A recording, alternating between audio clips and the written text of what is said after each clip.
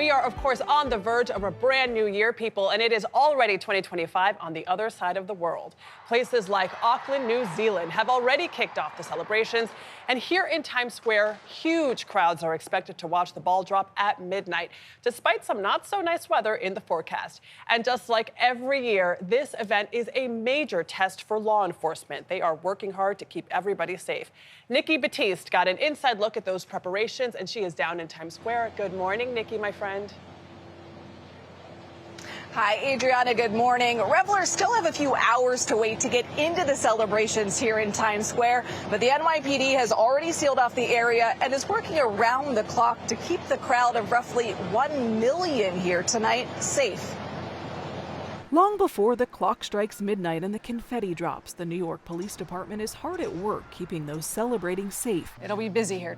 Yes, it'll be. We've got, some 70,000 networked cameras. It's here in the Joint Command Center where the New York Police Department is monitoring thousands of resources deployed across the city, ready to detect threats from guns to radiation. You're going to have representatives from across our own department, other agencies, all here looking at all of these cameras around us, sharing information and intelligence in real time. Rebecca Weiner is the Deputy Commissioner of Counterterrorism and Intelligence for the NYPD. How would you rate your concern for New Year's Eve? Anytime you have this amount of people coming into such a confined space over a long duration of time, it is going to be a desirable target for somebody to do something bad. Authorities say tonight's security plan has been calibrated to what's happening overseas following the Christmas market attack in Germany. Trucks will be in place to prevent vehicle ramming, a now common sight among big events here. We'll make sure each one of those who come here to visit and enjoy the ball drop will be safe. From coast to coast, law enforcement is sharing the same message. We all know that public safety begins with us. While in Boston, officials are asking those out celebrating to remain vigilant and report any suspicious behavior. As Atlanta prepares for its famous peach drop downtown, authorities there are dispatching hundreds of additional officers. And wherever the city may call upon its police department, we're going to be there. We'll be there quickly. The NYPD tells us there are no specific credible threats to tonight's celebrations, but the department has been operating at a heightened threat environment since the October 7th, 2023 attack in Israel. As for the weather, guys, it's not looking great, and there are no umbrellas allowed through the security checkpoint here in Times Square. For a look at the New Year's Eve forecast, here with me now is meteorologist Rob Marciano.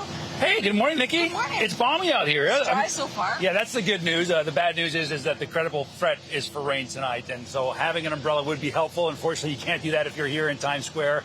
It's raining right now in places like Chicago, places like Indiana, and soon-to-be places like Columbus, Ohio, and that's going to be the problem as this rainfall, as you can see on the radar, future radar, it's going to be into New York shortly after 7, 8, 9 o'clock tonight. Some of the heaviest stuff could come at or after midnight, maybe some snow across places like Detroit.